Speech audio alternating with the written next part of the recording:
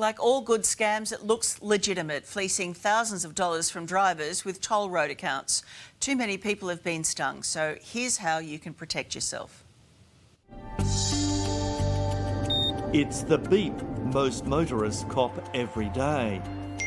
But for a growing number of drivers, it's generally followed by a different beep, warning your toll didn't register and pay now to avoid a fine. It's a scam. And a very good one. They really do look legitimate. All the major toll companies are currently under attack from scammers, pretending to be the operator and chasing up a toll that didn't register to avoid a penalty. An outstanding debt, $5 small, and a penalty would apply. So like many others, 74-year-old Andrew Engel used his credit card to pay the toll, and once the thieves had his details, they went shopping. The next day, it turned out I was hit for $11,000 in $1,000 hits with Kmart. It was about 2 weeks later that they went and spent $8,000 in Victoria. I live in New South Wales. Same thing happened to Catherine Arrowsmith, who even double-checked the website. So I popped onto the site, and I looked at the site twice, and it was exactly the same as a link site. 3,000. It happened to Diana Nikotenko soon after she got home from a drive. So I decided to do some checks just to make sure this is a legitimate message. So I googled the phone number I received the message from, and there was no scam alert. So she paid the fee, but 30 minutes later she checked her bank account, and no $5 toll deduction, but two $1,500 charges at Sephora, which is a makeup company. Catherine only found out what had happened when she noticed her bank account was empty. And I had to call them, and I had to cancel the card, so they didn't put any stop on the cards.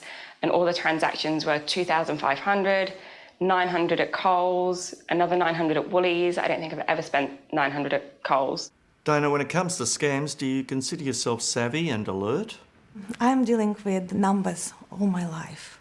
I'm an accountant, and now I'm a financial controller. So I have a really good education. This has become an enormous problem. At the Australian Competition and Consumer Commission, Delia Rickard says the toll companies, for one, need to step up.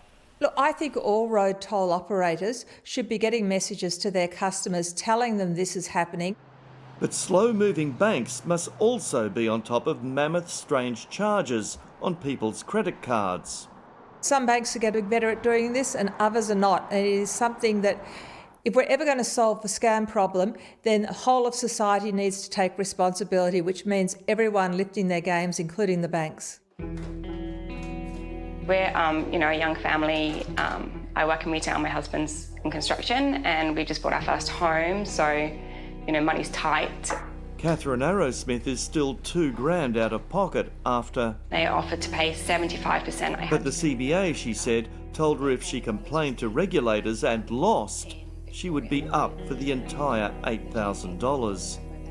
The dispute resolution came in by email saying I'd been unsuccessful. Andrew has had no joy on his $11,000 of fraudulent charges, while Diana did manage to get a refund with the NAB. And you have to check your bank statement, maybe this is a good advice, every single day. I go to bed at night and it's the last thing I think about. It's the first thing I think about when I wake up because it's such a large amount of money. I was at the doctor's today having an ECG because my blood pressure's up, so you pay a price. After 7 long decades of loyalty to his bank, this pensioner is bitterly disappointed that such an abnormal spend was not picked up immediately by those who handle his money. 70 years, and it's a large amount of money. I haven't lied. I've told them what happened, but they haven't even bothered to talk to me, explain their rationale, and $11,000 might as well be $1 million. Transurban says it will never ask you to reply to an email or SMS with your financial or personal information. The full statement is on our website.